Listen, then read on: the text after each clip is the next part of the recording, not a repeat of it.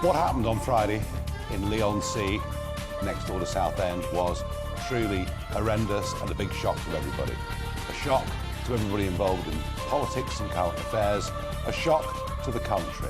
Sir David Amess, somebody that I knew, not well, but I knew and met many times, and was just the most jolly, happy man that loved being a member of Parliament, believed in his causes passionately, believed in his constituency, not somebody that ever wanted to climb the greasy pole of politics. He was happy being a backbencher. In a way, he's sort of redolent of the old days of politics, where people went into it almost as if they wanted to give more back to politics than they wanted to take out of it. So what happened to him was horrendous. It was a political assassination. That's not a word that anybody else is using, but that's the truth of what happened. I'm concerned that some people are drawing the wrong conclusion. But before I get to that, let's listen to Boris Johnson, Prime Minister in the House of Commons, paying tribute today.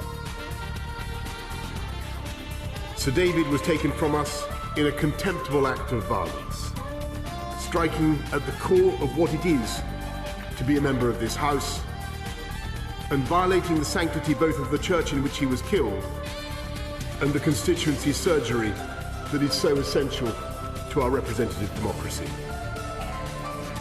But we will not allow the manner of Sir David's death in any way to detract from his accomplishments as a politician or as a human being. Because Sir David was a patriot who believed passionately in this country, in its people, in its future. He was also one of the nicest, kindest, and most gentle individuals ever to grace these benches.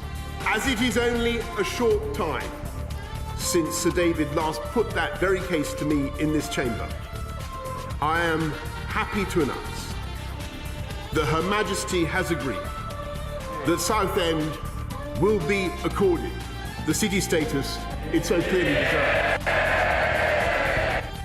Well, that's one piece of good news, because David Amess had campaigned for Southend to have city status, and that will now posthumously happen in his honour.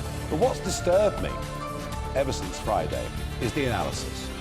We're told by a variety of media commentators, journalists, and indeed members of Parliament that this is all because of the tough, aggressive narrative that exists within politics. We're being urged to move towards a gentler, kinder type of politics. Indeed, the Mayor of London, Sadiq Khan, actually tweeted, "I'm deeply saddened by the tragic news that Sir David has passed away."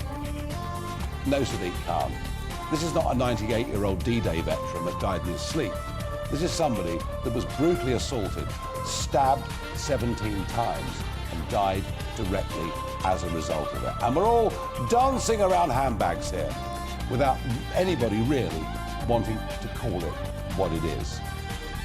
This was an act of Islamic terrorism. At least that's what the police say they're investigating. And the prime suspect in this case is somebody who was sent to the PREVENT programme 6 years ago because a teacher had really thought this man could become a serious jihadi.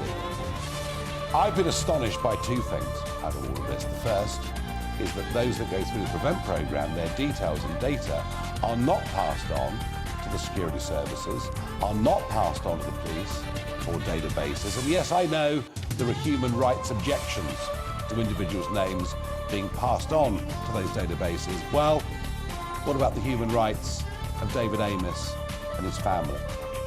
And the other debate that fascinates me is, how do we manage to have members of Parliament continuing to be public-facing, continuing to go on meeting their constituents? Because this is the third attack in 20 years that has happened in an MP's surgery. I've heard ludicrous ideas, such as police officers should stand outside when MPs have surgeries. We don't have the slack in the police force. My suggestion is there are hundreds of people who fought in Iraq, who fought in Afghanistan, who are used to dealing with terrorist threats, also used to dealing with the civilian public, and I think they could be trained. I do not think any MP from now on should go out at a pre-arranged public event, whether it's in a street or in a surgery, without some level of security. And I say that as somebody that lived this life for 7 or 8 years. I was surrounded by private security for those years. And even then, people did break through the crowd and throw things at me or break eggs over my head or whatever it was. But one thing for certain, with private security, I would never have been stabbed 17 times. Once, possibly, but certainly not 17 times. So that's what I want to see. But why are we not calling this out for what it really is? This is an act of Islamic terrorism. And the problem is, we can't just write this off as being one extremist nutjob, because this is an ideology that has roots in this country. Even if the adherents of it are just a few thousand, it's enough to worry us and the whole democratic process. We need to have a proper, honest debate.